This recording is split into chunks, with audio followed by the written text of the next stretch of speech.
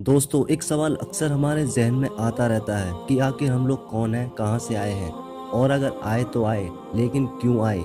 क्या हमारी इस धरती पर आने का कोई मकसद है? यदि है तो वह आखिर क्या हो सकता है? हमारी तो छोड़ो, मैं तो पूछता हूँ कि आखिर इस ब्रह्मांड का अस्तित्व ही क्यों है? ये इतना बड़ा ब्रह्मांड कहाँ से आया, और अस्तित्व में आने से पहले ये आखिर कहाँ छिपा हुआ था? इन सभी सवालों के जवाब तो हमें मिले नहीं।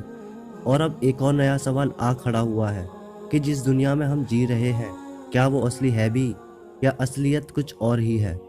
या हो सकता है बस हमारा दिमाग ही असली हो और ये बाकी दुनिया उसी के द्वारा बनाई गई एक उपज मात्र हो।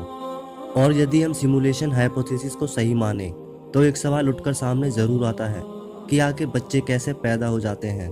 आप सभी को पता होगा कंप्यूटर वायरस के बारे में। एक छोटे से लैपटॉप में भी आप कुछ कोड्स लिखकर एक बैच फाइल के रूप में आप वायरस बना सकते हैं, और वो बैच फाइल किसी भी कंप्यूटर की धज्जियां उड़ा सकती है। हम जानते हैं कि कंप्यूटर वायरस छोटा और इतना छोटा हो सकता है कि यदि हम उसे पकड़कर उसकी प्रॉपर्टीज भी चेक करें तो हो सकता है शायद कंप्यूटर भी उसका साइज 0 दिखाए। एक छोटा सा कंप्यूटर प्रोग्राम आपका इम्पोर्टेंट डेटा कहीं भी ट्रांसफर कर सकता है, आपके सारे की स्ट्रोक्स और लॉक्स मॉनिटर कर सकता है, यहाँ तक कि आपके पूरे पीसी को ही कंट्रोल कर सकता है।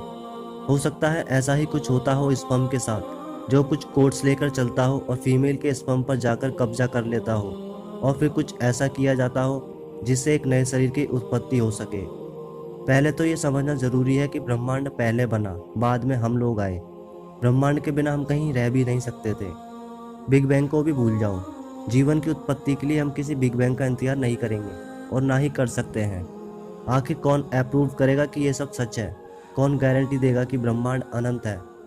जब ब्रह्मांड अस्तित्व में आया और जब कहीं भी कोई भी जीवन नहीं रहा होगा, ये बड़ी ही डरावनी कल्पना है। आप महसूस कीजिए समस्त ब्रह्मांड है, लेकिन उसे देखने वाला और महसूस करने वाला कहीं भी कोई भी मौजूद नहीं है। तो ये सारा के सारा आडंबर किस लिए, क्यों बना? आखिर क्या रीज़न है इस ब्रह्मांड के बनने का? आखिर कोई भी चीज़ बेमतलब के कैसे हो सकती है? उस समय हम सब इंसान और सारा जीवन कहाँ था? लेकिन तभी एक इंसान पैदा हुआ, न जाने कहाँ से आया वो। उसने एक सच देखा जो उसे दिखाई देता था, जिसे वो छू सकता था, महसूस कर सकता था। और ये सच वो खुद नहीं देख रहा था, कोई और ही उसे दिखा रहा था। क्योंकि वो खुद पैदा नहीं हुआ, किसी और ने उसे पैदा किया है। क्योंकि ये आंखें भी किसी और ने ही उसे दी हैं, ताकि वो देख सके कि भाई देख, तू ऐसी भी एक दुनिया मौजूद है जो वाकई एग्जिस्ट करती है। अब आप इमेजिन कीजिए वो जो एक सच देख रहा है, क्या बस वही एकमात्र सच है? क्या उसके अलावा कोई और सच नहीं? भाई जो उसे वो दुनिया दिखा रहा है वो भी तो एक सच है।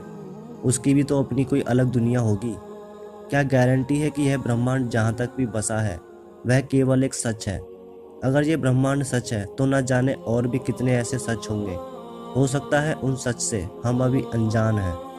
और ये भी हो सकता है कि इससे पहले इंसान किसी और तरह के सच से जूझ रहा हो। मतलब इस दुनिया, इस ब्रह्मांड से पहले किसी और ही दुनिया में रहा होगा। यह ब्रह्मांड अनंत हो सकता है। आप लोग कल्पना कीजिए, ये काफ़ी डरावनी कल्पना है कि यदि कोई प्रकाश की रफ्तार से अनंत काल के लिए ब्रह्मांड की किसी एक दिशा की ओर चलता जाए तो भी हमें ब्रह्मांड का कोई और छोर नहीं मिलेगा। ये तो ब्रह्मांड हमें डिमोरलाइज कर रहा है। ये हमें मजबूर कर रहा है कि हम इसको नहीं जाने, इसके परे की सच्चाई को ना जान पाए। क्या हमारा शरीर वास्तविक है? हो सकता है हमारा शरीर कोई झूठ हो या फिर कोई भ्रम। क्या हम किसी सच्ची दुनिया के कोई सिपाही हैं जो दम रखते हैं किसी की सत्ता पलट करने का, और इसीलिए हमें बंदी बना लिया गया है? आप खुद ही सोचिए, आपका दिमाग जो भी चीज़ कर सकता है, सोच सकता है, क्या आपका शरीर वो चीज़ कर सकता है? नहीं।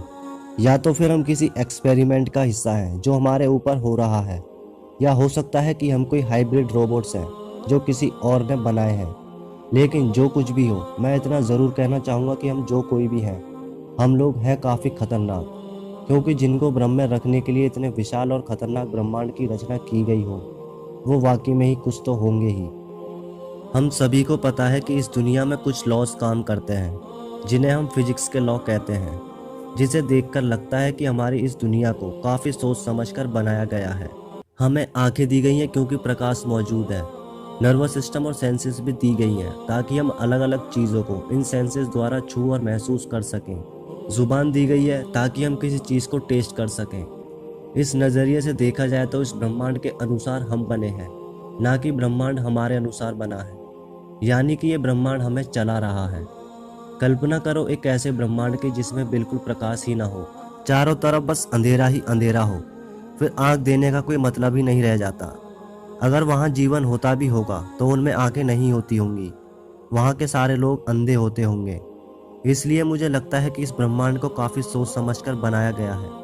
शायद हो सकता है कि मौत के बाद इन सभी सवालों के जवाब हमें मिल जाएं, लेकिन तब हम उन्हें किसी और को बता नहीं सकेंगे।